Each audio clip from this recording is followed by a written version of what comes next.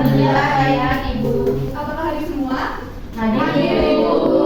Baiklah, untuk memulai pembelajaran silakan ketua kelas untuk memimpin doa ya. Baik Bu. Baik teman-teman, adalah kita belum memulai pembelajaran pada hari ini, kita berdoa untuk agama dan percaya masing-masing. Berdoa mulai. Berdoa selesai. Baik anak-anak, hari ini kita akan belajar mengenai materi dikasih asal keluar dan bahasa keluar. Sebelum itu, Ibu ingin menampilkan wacana untuk kalian amati ya. Baik Ibu.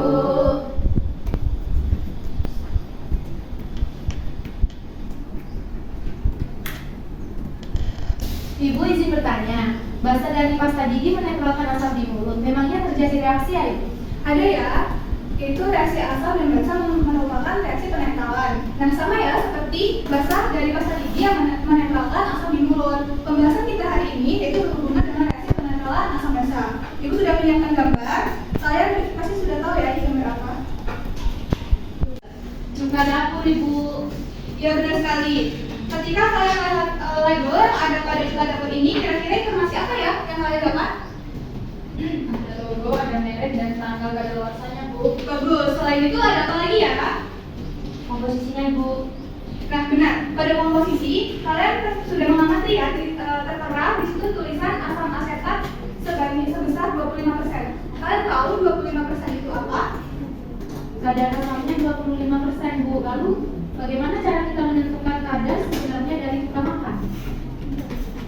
Pertanyaan yang bagus. Untuk menentukan berapa tepatnya kadar asam pada atau cuka pada makanan, kita bisa melakukan dengan cara filtrasi asam basa. Di mana filtrasi asam basa ini berdasarkan reaksi penetralan melalui percobaan laboratorium lalu dibandingkan dengan label yang tertera. Lalu cara melakukan filtrasi itu bagaimana Bu? Nah, untuk mengetahui bagaimana sih cara kita melakukan filtrasi asam basa, minggu lalu Ibu sudah membentuk 3 kelompok ya, dan Ibu sudah memberikan AKPD untuk didiskusikan secara berkelompok. Hari ini kita akan melakukan praktikum. Sebelum kita ke laboratorium, coba kelompok 1 bisa menyebutkan alat dan bahan yang akan digunakan. Lalu kelompok 2 menyebutkan langkah-langkah dan kelompok 3 menyebutkan variabel eksperimen. Lalu boleh dikirimkan melalui grup WA. Ya Ibu. Selaku dari kelompok 1, berdasarkan hasil diskusi kami, alat yang digunakan yaitu murex, takir, lem, penetes, corong, ruangan bahan layer, buat sumur, untuk bahannya, larutan HCl, indikator BP, larutan NaOH 1,5. Baik, selanjutnya.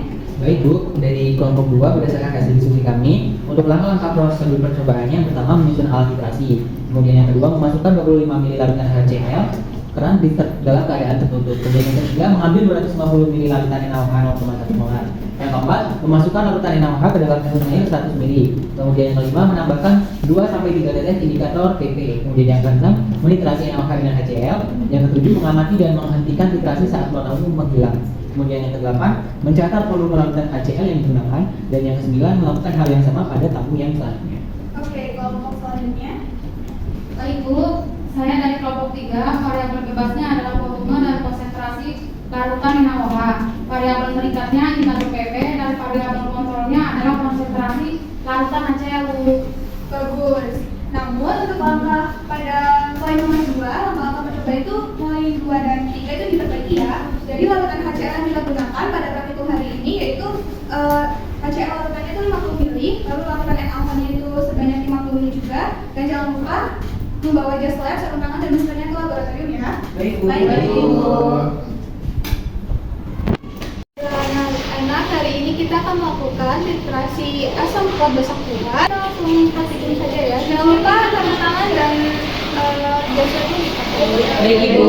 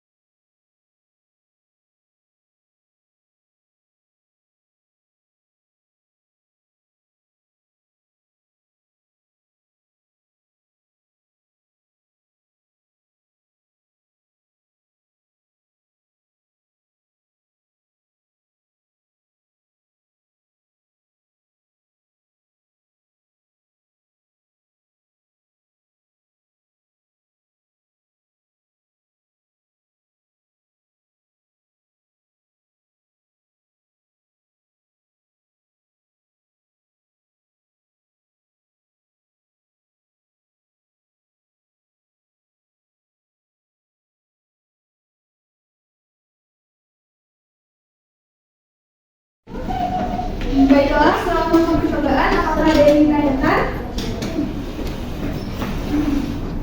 Bu. Hadir. Pada percobaan terdapat larutan NaOH yang sudah distandarisasi. Maksudnya itu apa ya, Bu? Pertanyaan yang bagus. Jadi karena waktunya yang terbatas, Ibu sudah menyediakan larutan NaOH yang sudah distandarisasi atau sudah dibakukan. Kalian pasti pernah melihat kristal NaOH kan?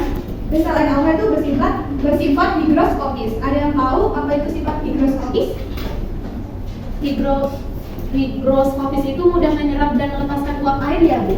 Benar sekali. Jadi karena sifat NaOH yang bersifat higroskopis, tentu sulit untuk memastikan konsentrasi yang lebih tepat atau sesungguhnya secara langsung. Karena konsentrasinya pasti berubah-ubah. Oleh karena itu, pada saat nitrasi larutan yang digunakan untuk nitrasi harus dibakukan atau distandarisasikan agar konsentrasinya benar dan pasti. Berarti larutan NaOH distandarisasinya dengan cara dinitrasi juga ya, Bu? Iya betul. Karena larutan NaOH distandarisasi dengan cara nitrasi juga, di mana larutan NaOH dinitrasi dengan larutan standar primer yang sudah diketahui secara pasti konsentrasinya. Apakah dapat dipahami? Paham, Ibu. Dari percobaan yang telah dilakukan, kalian sudah menuliskan data hasil percobaan ke dalam tabel hasil pengamatan serta dalam AKPD yang kemarin Ibu berikan terdapat pertanyaan yang bisa kalian kirimkan jawabannya di grup kelas ya. Untuk data hasil percobaan dan pertanyaan nomor 4 sampai 6 dijawab oleh kelompok 3, pertanyaan nomor 7 sampai 9 oleh kelompok 1, dan pertanyaan nomor 10 sampai 12 dijawab oleh kelompok 2. Silakan dikirimkan. Baik, Ibu. Baik, Ibu. Jadi berikut adalah tabel hasil percobaan titrasi asam kuat HCl dengan basa kuat NaOH 1 molar.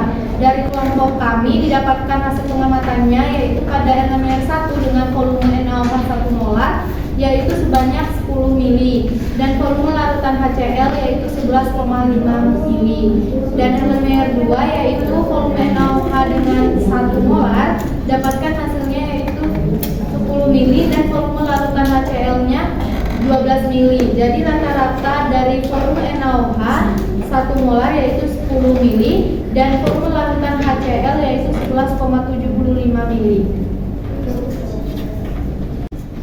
Pertanyaan selanjutnya, berdasarkan percobaan di atas berperan sebagai apakah NaOH? Sebagai citranya karena konsentrasinya sudah ada. Pertanyaan selanjutnya yaitu berdasarkan percobaan di atas berperan sebagai apakah larutan HCl? Larutan HCl berperan sebagai citra buku karena dicari konsentrasinya.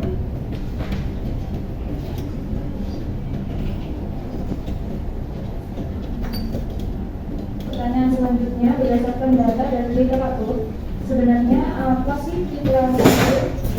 Titrasi itu adalah proses mengalirkan larutan dalam bulet tetes demi tetes secara konstan sambil mengguncang-guncang lalu airnya dia.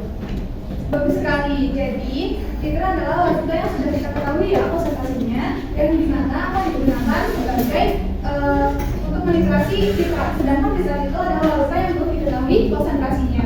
Oke, kelompok selanjutnya.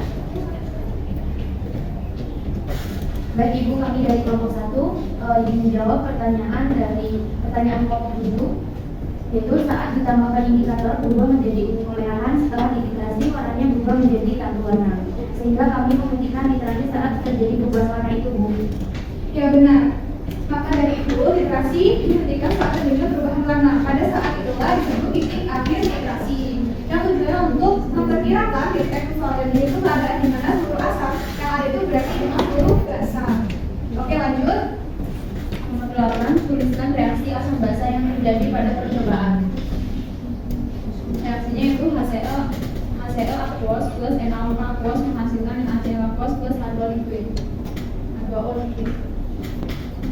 Oke, pertanyaan selanjutnya. Pertanyaan selanjutnya yaitu hitunglah berapa konsentrasi. Maaf Ibu, pertanyaan nomor 9 yaitu hitunglah jumlah mol OH dari NaOH 1 molar.